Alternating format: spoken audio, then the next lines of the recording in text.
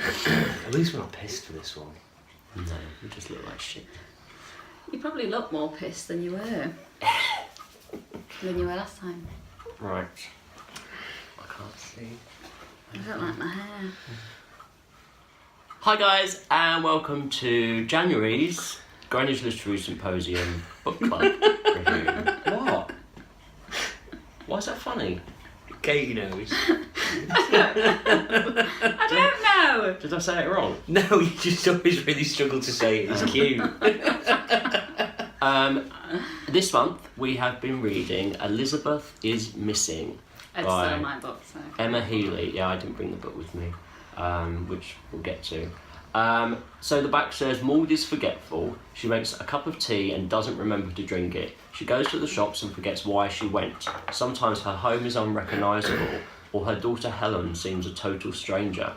But there is one thing Maud is sure of. Her friend Elizabeth is missing. The note in her pocket tells her so, and no matter who tells her to stop going on about it, to leave it alone, to shut up, Maud will get to the bottom of it, because somewhere in Maud's damaged mind lies the answer to an unsolved 70-year-old mystery everyone has forgotten about, except for Maud.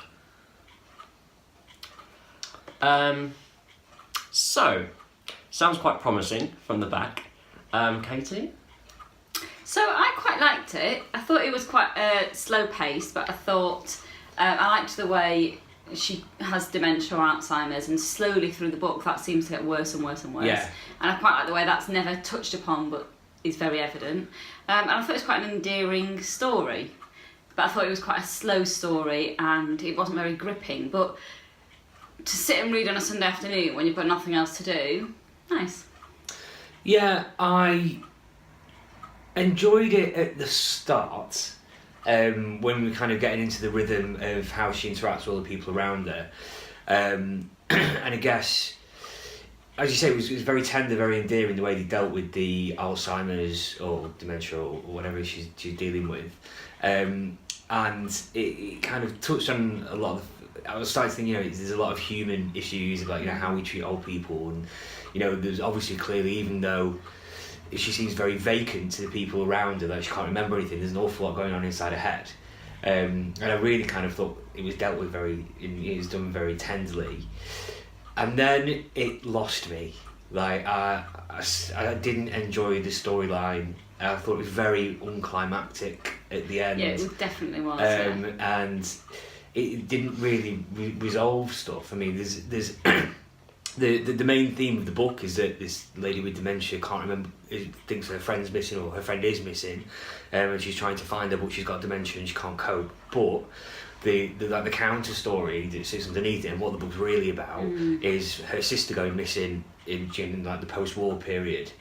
And there's kind of, that's the undercurrent story, and that's really what the main theme of the book is. Yeah, I'd say so, definitely. But even that, there was no resolution to it.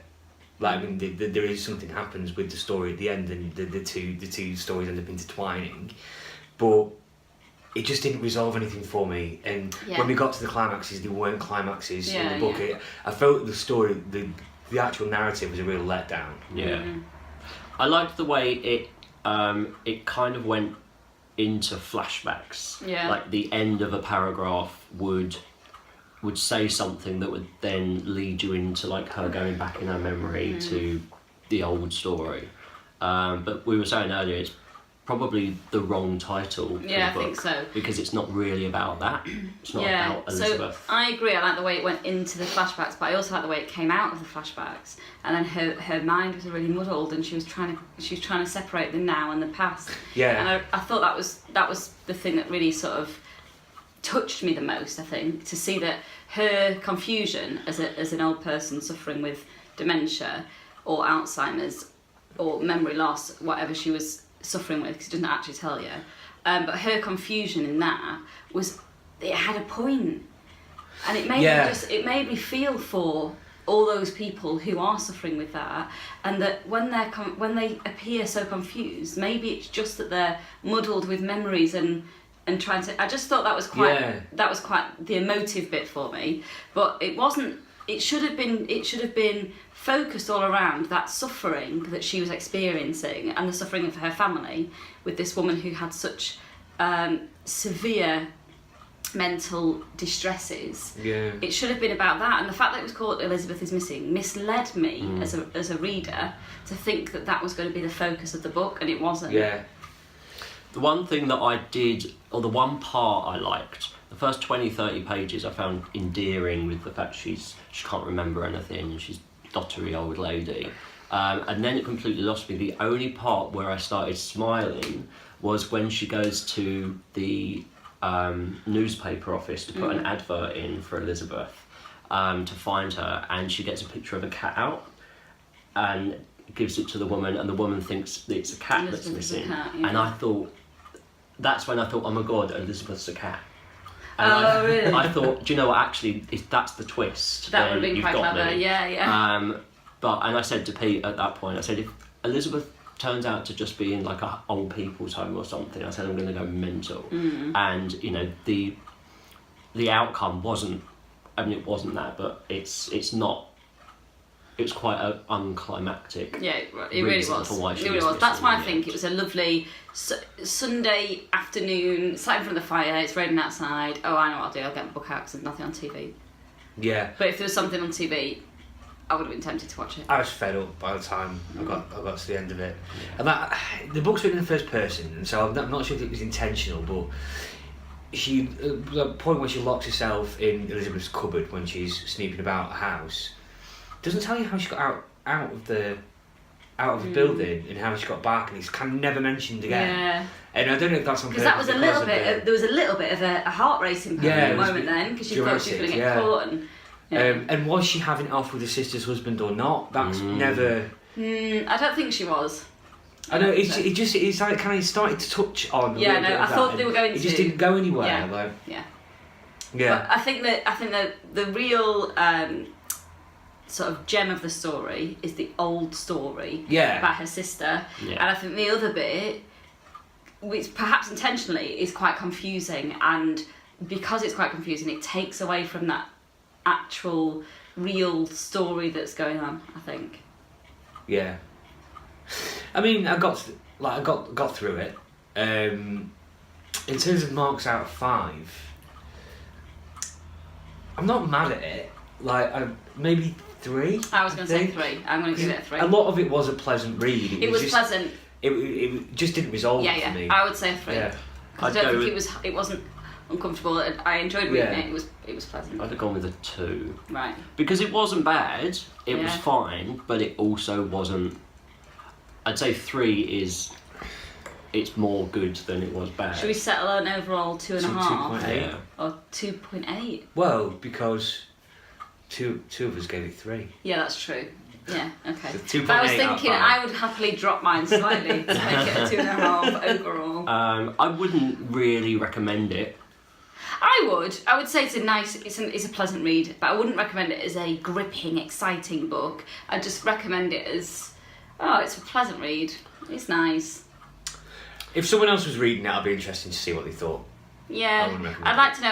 Auntie Anne loved it, but she's a real sort of hardened reader, and she reads every evening, and I think it's that type of book that's slow paced and open to that kind of, whereas I'm trying to squeeze a little bit in here and there. Yeah. But I think if you're a seasoned reader, then I think it's a good read. Yeah.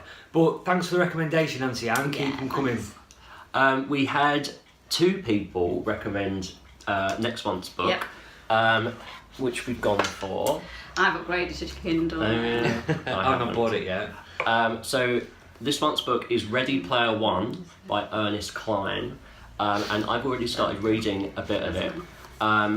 It's basically set in the future, in a world where everybody plays this online virtual game. So they go to school in the virtual world, all their friends are in the virtual world, and the guy that created this system has died, and upon his death a video is released saying that his $250 billion fortune he's leaving to the first person that can find this clue that he's hidden within the world somewhere.